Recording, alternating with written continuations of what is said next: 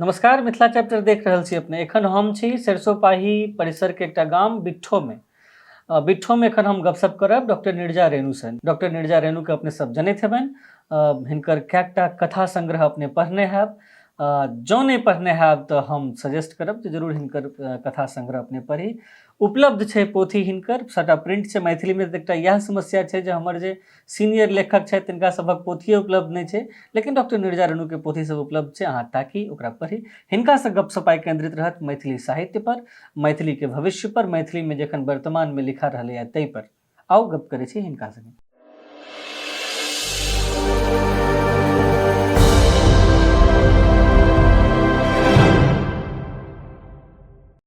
एकटा लेखक के जब कष्ट देखलियनि दुर्दशा,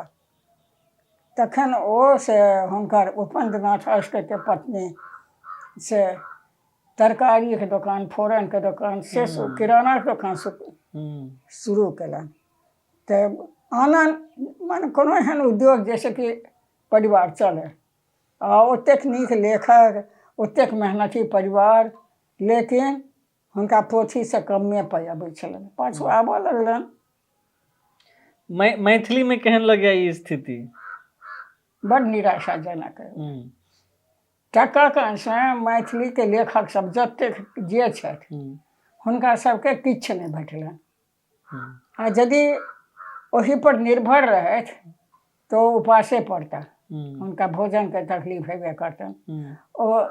कतौ पोथी छापै तैयो, रेडियो स्टेशन जाए तैयो, ओ कतौ प्रोग्राम में शामिल होय तैयो, कोनो एहन संस्था नहीं छै साहित्य अकादमी छोड़ के। साहित्य अकादमी लेखक सबके प्रति एतेक ईमानदार आ एतेक सावधान जे देश में हमरा नहीं बुझल है जे ओतेक बेसी क्यों दोसर संस्था होय कोनो नहीं ओतेक बेसी ईमानदारी।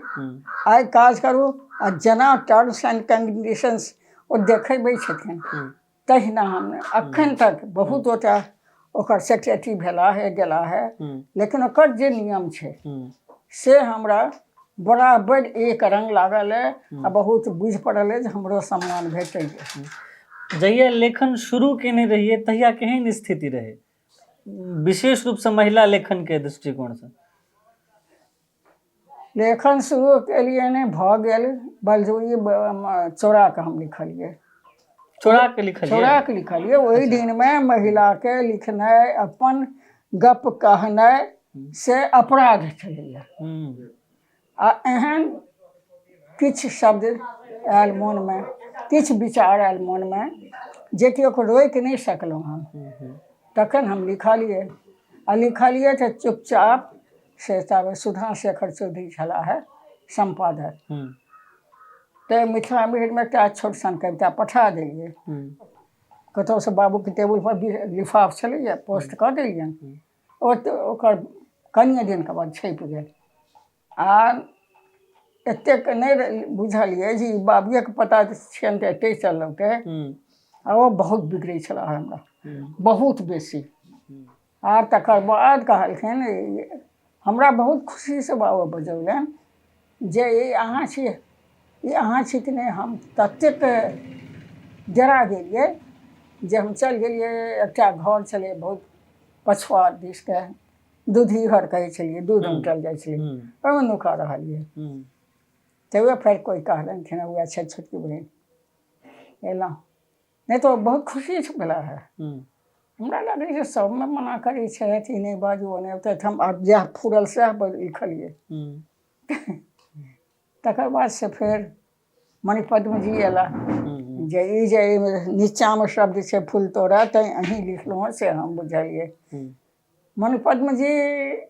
बेर बेर आबैत, कोनो काजे दरभंगा तऽ हुनकर सेंटर छलनि हैं साहित्यकार के, ततऽ आबैत तऽ जरूर आबि कऽ पूछे जे आप की करै छी, आप की करै छी। तऽ किछु नहि करैत रहिए, ओ जे फुरैत रहे, जे मन में अबैत रहे से लिख दैत रहिए। तऽ आ लिख दैत रहिए, फिर भेल अच्छा पठा दै छियै, ओ छपि जाए। तऽ संपादक सबके बहुत पसिन्न हमर लेख बला, तही दुआरे। नहीं तो हम ई नहीं बुझलिए जे एकटा काज छियै, ई एकरा रखैत गेला।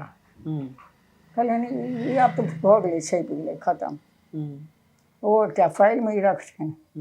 कहली की बेकार के आब ओहो राखू तऽ एकटा काज नहि बढ़ि जाइ छै हमरा तऽ पूरल हम लिखलहुँ छापल भऽ गेल खतम आब जे ओ रखने छथि आब कहता एकरा सम्हारि कऽ राखू ओ हमरा खराब कथा लिखब केना शुरू केलियै कथा लिखब एकटा चिट्ठी आयल गंगेश गुंजन प्रभास कुमार चौधरीके जे अनामा नामके हम कथा संग्रह महिला सबके लेखक बड हमरा कष्टकर बात लगे कथा लिखनाइ आ प्रभास कुमार चौधरीके हम बहुत आदर करै छियनि गुंजन जीके बहुत आदर आबि गेल हुनकर तऽ चलू आब लिखलनि हैं तऽ हम लिख दै छियै जैसे फिरो किछु लिख देलियै तऽ ओ छूटैत लोक कथा कहै छै बड़ खुशी आ सबके कहलखिन हे ई कविता नहि लिखती ई तऽ कथा लिखती आ फेर जतेक संग्रह रहनि कतेक सबटामे एकटा चिट्ठी आबि जाय हम आदर हुनका सबके जरूर गुंजन जी एखन छथि आ ओ प्रभास जी नहि रहला तऽ लेकिन आब कहै छथि हुनका ठीक लगै छनि चलू बड्ड मोन मारि कऽ लिखलहुँ किया तऽ ओहिमे समय लगै छै आ हम समय नहि दिअ चाहै छलियै जे फुरल से लिख देलहुँ जे फुरल से लिख देलहुँ ओहिमे कनेक तऽ सोचऽ पड़ै छै ई नहि जे शब्द समूह मोनमे अयला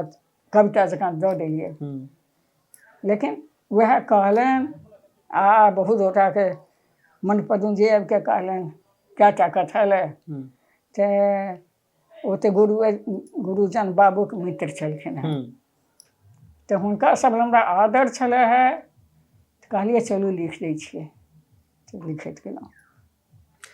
अहाँके समयमे बहुत कम महिला लिखैत रहथिन एखन लिख रहल छथिन बहुत गोटे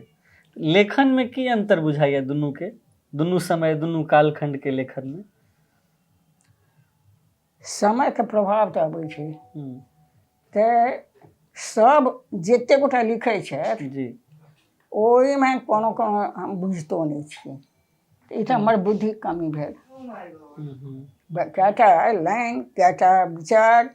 आखिर अहाँ कहि की रहल छियै कोनो लेखक ई हम नहि कहै छी जे महिले लेखक जे हम की कहि रहल छी हम कतऽ जा रहल छी किछु लिख देलहुँ बीचेमे छोड़ि कऽ अपन छपा देलहुँ भऽ गेलै लेकिन इहो हम मानै छी जे हमरा कनि बुझबाक सामर्थ्य कम अछि एखन जे हमर सबके जेनरेशन लिख रहल छै ओकरा जहन लिखैत देखै छियै तऽ केहन लगैए से हमरा बहुत नीक लगैए एहि दुआरे नीक लगैए जे हम मैथिलीके स्थिति देखलियै इलाहाबाद जाके आ वएह बुझि पड़ल जे ओतऽसँ अयलहुँ तऽ उपेक्षा भाव मैथिलीके प्रति तऽ से ककरो नहि छै बहुत कमके छै आब मैथिली तैथिली कऽ कऽ कोइ नहि बजै छै आ फेर आबक पीढ़ी जे छै से हिन्दियो बजैए अंग्रेजियो बजैए लेकिन बुझिके जे मैथिली हमर मातृभाषा छै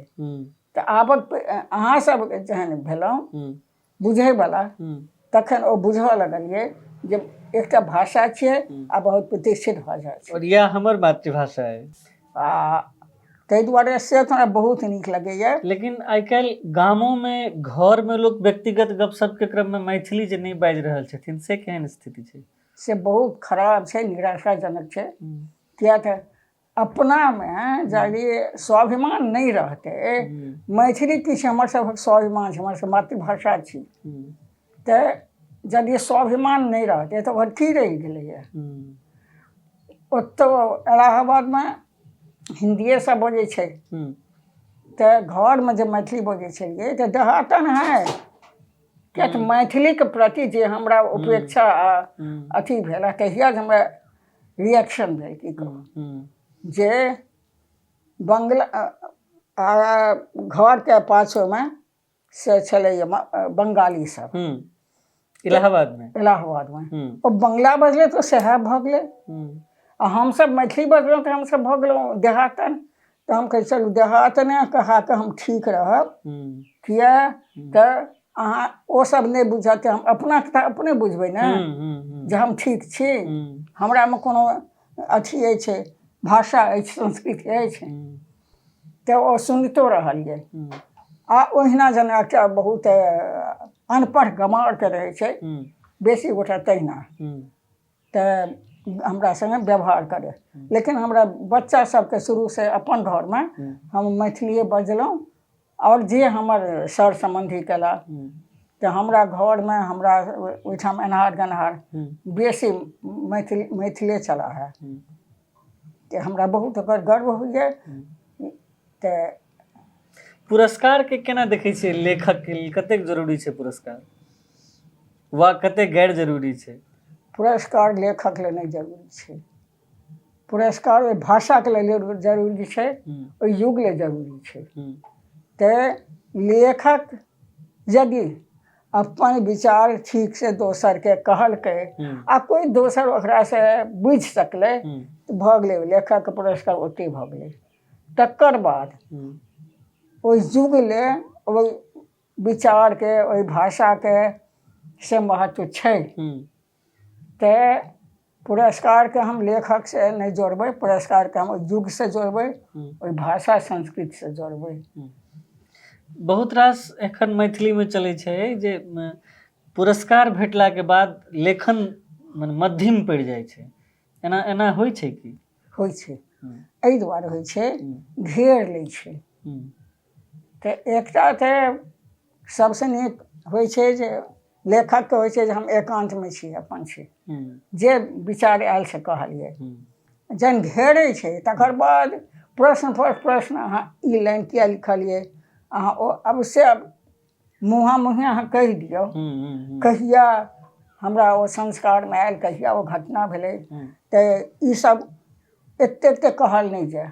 लिख दै छै अहाँके नीक लागल तऽ अहाँ बुझियौ नहि नीक लागल तऽ से एकटा लेखकके गतिरोधके स्थिति आबि जाइ छै लेखनमे अपने सोशल मीडिया यूज करै छियै करै छियै कि कते प्रभाव लगैए सोशल मीडियाके साहित्य पर प्रभाव नीक लगैए हमरा सोशल मीडिया नीक लगैए हाँ किया तऽ एक दोसरके कहि सकै छै एहि लए लिखू लिफाफ लिअ पोस्ट करू अहाँके से नहि जहिना एकटा ई बहुत तीव्र गतिसँ जिन्दगीके रफ्तार भऽ गेलैए ताहिमे संभव नहि छै जे एकटा सभामे सब अथी हेतै शामिल हेतै सोशल मीडियामे सब शामिल भऽ सकैए तऽ एहि तीव्र गति जे जा रहल छै जिन्दगीके गति जे छै ताहिमे सोशल मीडिया बहुत उपकारक छै तखन तऽ ठाम गुण काज ठाम गुण कारी जे होइ छै ओकरा अहाँ दुरुपयोग करबै कलमके तलवार बुझि लेबै ई एकटा चलन भऽ गेलैए जे फुरल से लिख देलहुँ जकरा फुरल से ओकर विषयमे अनाप शनाप कहि देलियै तऽ ओहि प्रवृत्ति यदि रुकतै तऽ तखन सोशल मीडिया बहुत उपादेय छै से नहि भऽ रहल छै एकटा लाइन लिखलहुँ आब ओहिपर से तोंचा हंच शुरू भऽ जाइ छै ई लेखक सब लागि गेल पक्ष विपक्ष शुरू भऽ जाइ छै ओहिपर हाँ ई लेखक ले घातक होइ छै कोनो बातके निपटारा फेसबुके पर भऽ रहल छै आइ काल्हि बेसी लोग एहि पर क्रांतिकारी भऽ जाइ छै हाँ सब अपनाके हाथमे अहाँके ओ मोबाइल आयल आब अहाँ भऽ गेलहुँ से बड़का ऋषि तऽ से जे होइ छै स्थिति तऽ से गड़बड़ छै आ यदि ओ बुझे ओकर गंभीरता बुझे तऽ ओ बहुत उपयोगी छै बहुत उपायदेय छै से बुझनाइ जरूरी छै सब ले हमर सबके जेनरेशन जे काज कर रहल छै माने अहाँके जे बच्चा सब काज कर रहल है तकरा सबके एखन आशीर्वाद देबऽ की चाहबै